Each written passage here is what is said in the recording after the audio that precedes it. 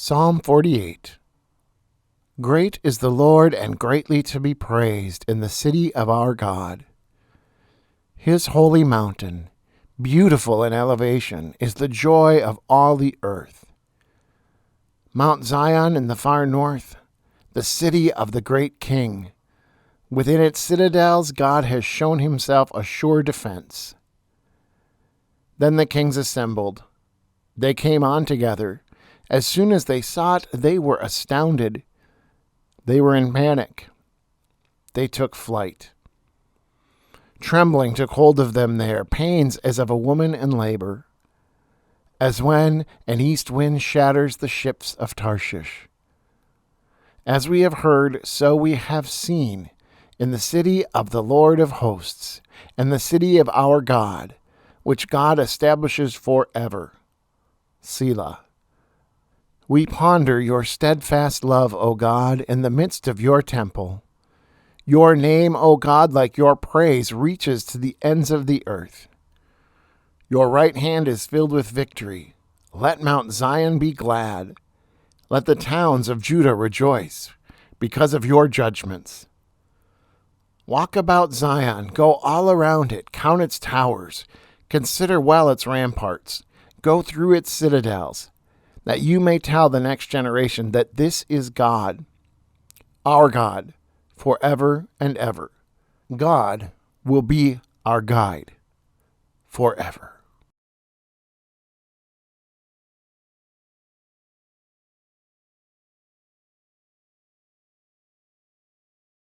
A reading from the book of Mark, chapter 6, verses 1 through 13. He left that place and came to his hometown, and his disciples followed him. On the Sabbath he began to teach in the synagogue, and many who heard him were astounded. They said, "Where did this man get all this? What is this wisdom that has been given to him? What deeds of power are being done by his hands? Is not this the carpenter, the son of Mary, and the brother of James and Joses and Judas and Simon? And are not his sisters here with us?" And they took offense at him. Then Jesus said to them, "Prophets are not without honor, except in their hometown and among their own kin and in their own house." And he could do no deed of power there, except that he laid his hands on a few sick people and cured them. And he was amazed at their unbelief. Then he went about among the villages teaching. He called the 12 and began to send them out 2 by 2 and gave them authority over the unclean spirits. He ordered them to take nothing for their journey except a staff, no bread, no bag, no money in their belts, but to wear sandals and not to put on 2 tunics. He said to them, "Wherever you enter a house, stay there until you leave the place. If any place will not welcome you and they refuse to hear you, as you leave, shake off the dust that is on your feet as a testimony against them." So they went out and proclaimed that all should repent. They cast out many demons and anointed with oil many who were sick and cured them.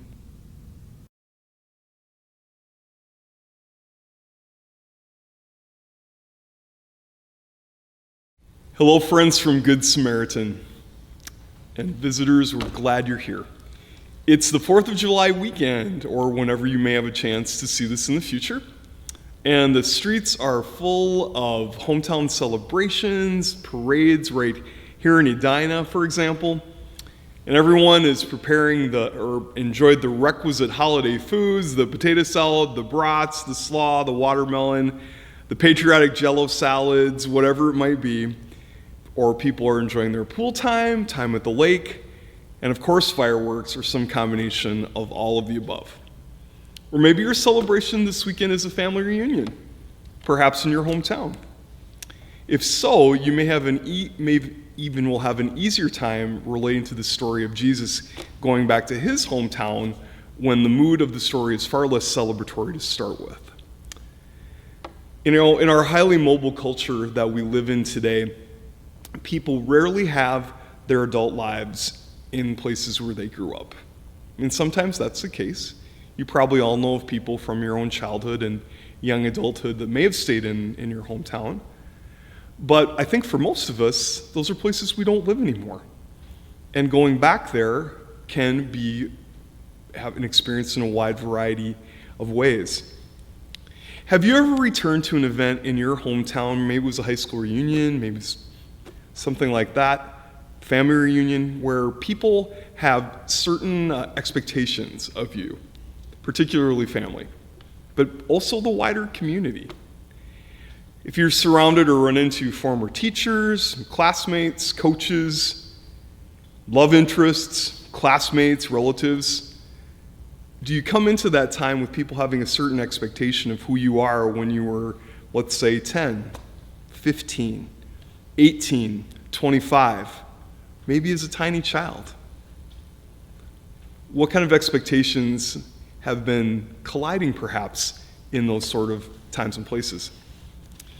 In Mark's account, Jesus is back in his hometown, encountering a crowd that's not so very friendly to him, who perhaps remembers that questioning kid in the temple that had to have his parents come look for him. And the gospel reminds us about this description as a carpenter, his mother Mary. It's notable that no father is mentioned, and perhaps the locals are raising some questions about that, or spreading some rumors. Were there rumors he was only raised by his mom, and questions being raised behind his back about his paternity? We don't really know, but all of that could have been at play.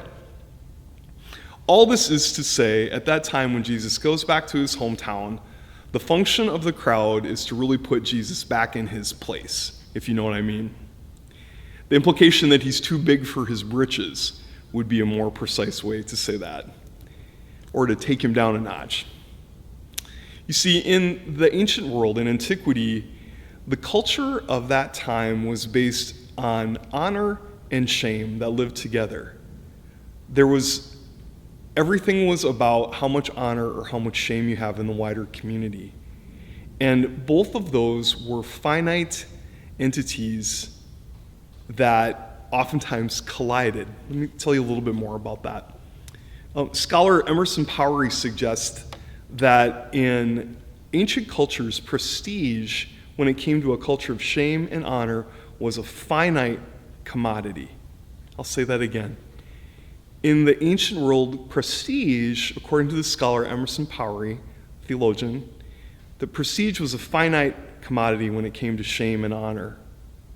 So, in other words, to give honor to one person, to elevate one's person's social status, meant taking away honor from another person, because there was only so much of that could be present in the community.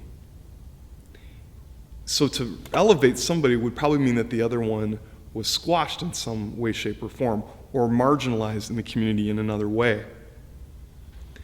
And small towns, of course, and especially those of us that come from small towns like myself, often we know that small towns can operate like this. You have the have and the have-nots, the ones that grew up on the proverbial other side of the tracks, and the ones that are less than, while certain people are looked at positively in the community. Now, not all, I don't mean to stereotype rural communities or small towns, that can also not be the case, but it's something, that sensibility, I think, can give us a better sense of what this text is about.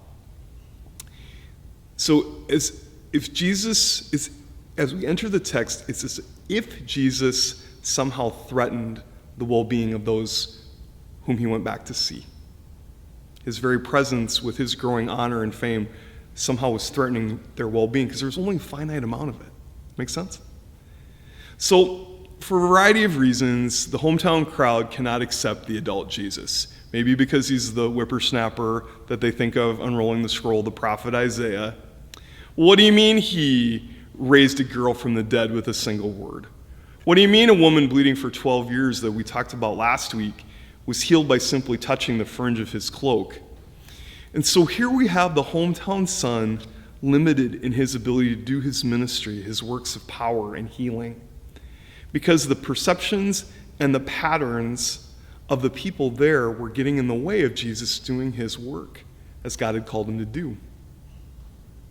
Now, all that considered, there are a variety of spiritual questions that arise as we consider this text anew.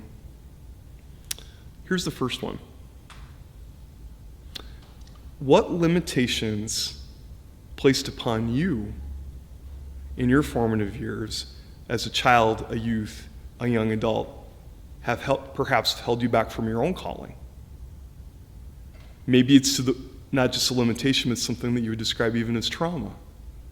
How have those limited you in living out your gifts for ministry and life? And on the other side of that would be, what kind of affirmations of that community that were offered to you have empowered you from those formative years to live forth that calling as well? And how do those shake out as we continue to move through life? How have you partnered with God to overcome those dynamics that have held you back?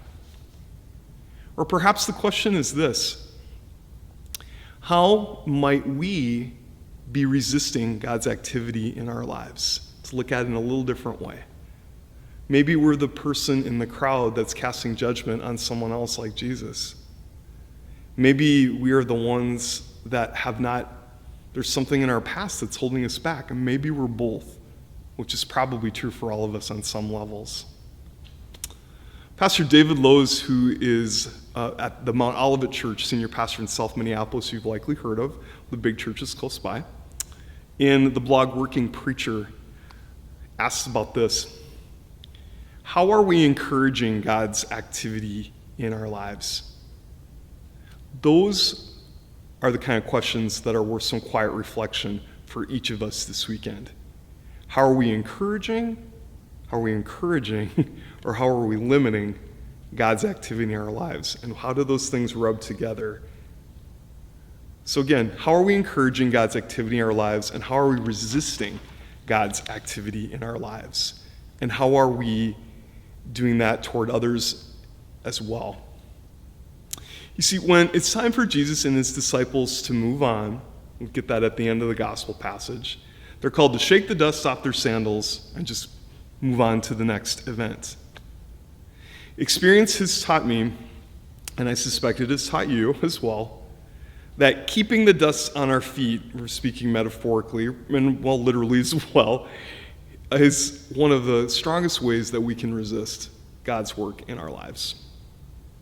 And by that I mean some examples like this: holding on to past wrongs that other people have done to us, by binding our mistakes to our hearts and minds as if they were permanent residents of our spirit, so that they take up residence in our souls.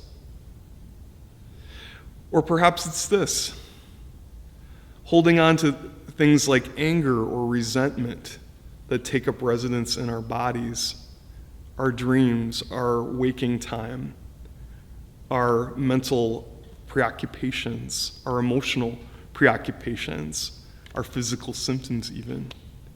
Maybe it's in addictions that debilitate us. Maybe it's in keeping score of others' behaviors and nursing grudges. It could be any of those things that limit our ability to respond to God's Spirit calling us in particular times and places to do God's work. So again, the question: how are we encouraging or how are we inhibiting God's work in our lives and our own receptivity to Jesus' teachings? So very often it's the case that what we carry around within us, that dust that clings to our sandals, that's the kind of stuff that holds us back. So friends, as you come to the table of Christ's grace today, and every time we come together in community, but especially on Communion Sundays, is there some dust that you need to shake off to move forward into the person that God is calling you to be, into the person that God is calling me to be, into the people that God is calling us to be together? Is there an opportunity or challenge that God is calling you to embrace right now that you might be resisting? Maybe that's the question instead. So, an image to consider as you come to the table, as you have a quiet moment in your holiday weekend. Think about the last time you flew on a plane. Maybe it's been a long time. Think about your life as a carry-on suitcase, one of those little ones that you can store under the seat or in the compartment safely above you. There's only so much stuff you can fit in there, right? In our brief time here on earth, there's only so much that can go in the carry-ons of our lives. And those things that we might have lingering resentments or anger or tapes we play over and over again, or places in our lives where we find ourselves still getting stuck, resisting new opportunities that God may have before us, all those are things that we can leave behind because they simply don't fit in the carry-ons that we want to bring with us as we go about becoming the people that God needs us to be. So I wish each and every one of you a happy and safe holiday, and look forward to our continued conversation as we live out the scriptures in real life to heal a broken world, beginning with the depths of our own hearts. Thanks be to God. Amen.